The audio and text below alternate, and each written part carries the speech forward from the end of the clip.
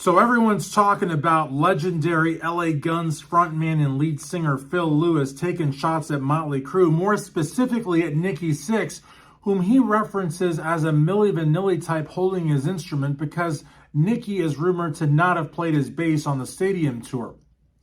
Of course, Motley has got more of that. You know, you got the backing tracks with Vince. You got the drums playing before Tommy reaches the kit. So they basically look like frauds.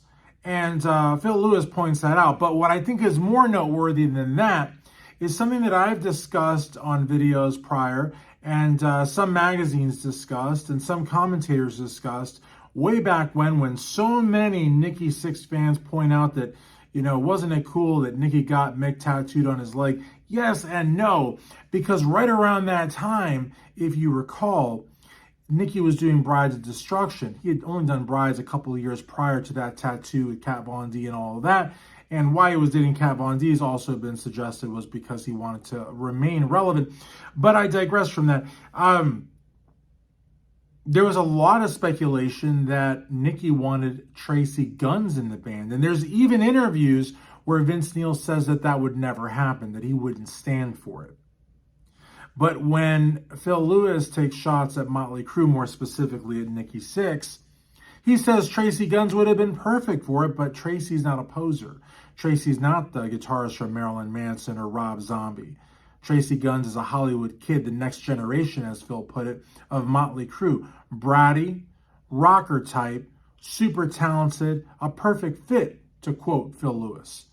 But thankfully, Phil says, Motley didn't go with Tracii, obviously, because if that happened, then, you know, Phil would be out of a job.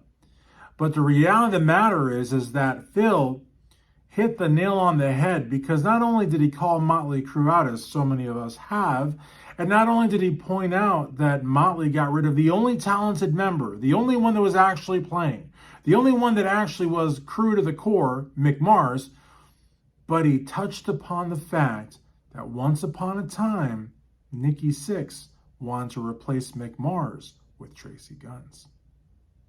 So this speaks to the bigger picture that Nikki Sixx has been trying to get Mick Mars out of that band for a long time. Mick Mars even says it goes back to the Girls Tour. Since 1987, Nikki has been trying to run Mick out of the Crue. Looks like he got his wish.